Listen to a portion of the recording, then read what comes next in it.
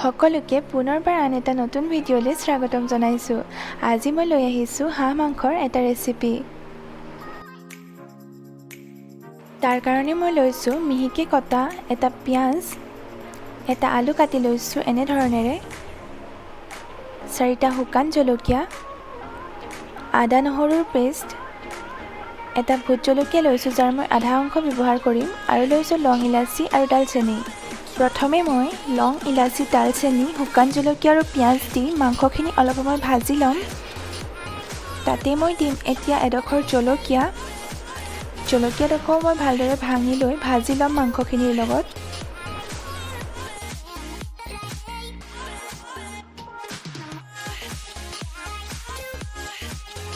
এতিয়া মই ইয়াত দিছোঁ সোৱাদ অনুসৰি নিমখ,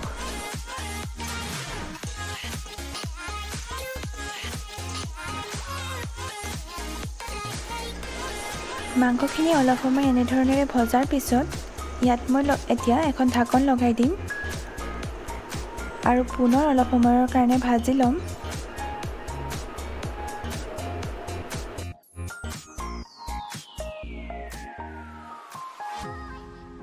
এতিয়া মই ইয়াত দিছোঁ আদা নহৰুৰ পেষ্টটো,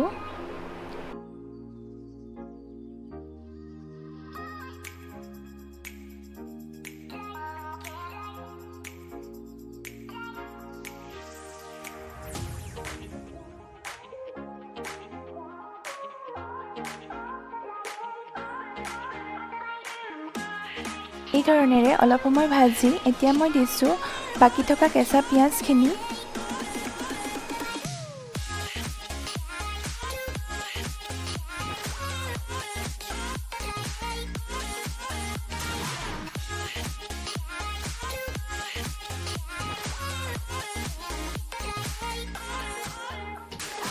মাজে মাজে মাংসখিনি লৰাই থাকিব আৰু গেছৰ ফ্লেমটো ল' ৰাখিব।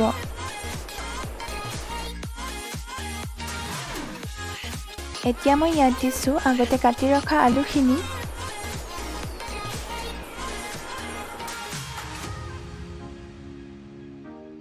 পুনৰ সকলোখিনি ভালদৰে মিক্স কৰিম আৰু ভাজি থাকিম।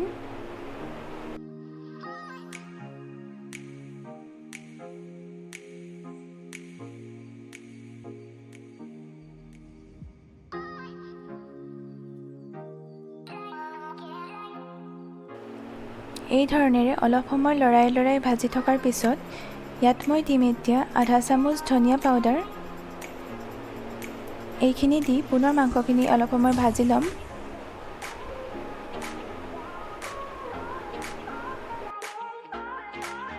মাংসখিনিত এতিয়া মই অলপ গৰম পানী দি সিজাই যাম যাতে মছলাখিনি জ্বলি নাযায় আৰু আলুখিনিও ভালদৰে সিজি যায়।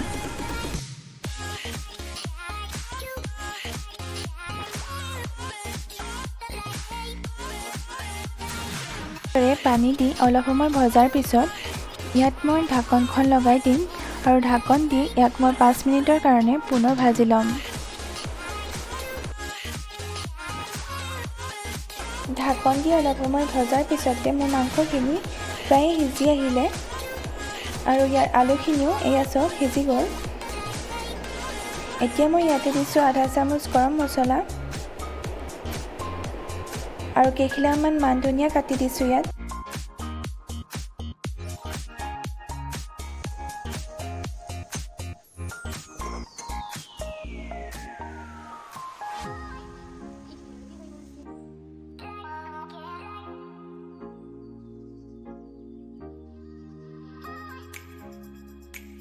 আৰু এয়া মোৰ হাঁহ মাংসৰ শুকান ভাজিখন ৰেডি হৈ গ'ল।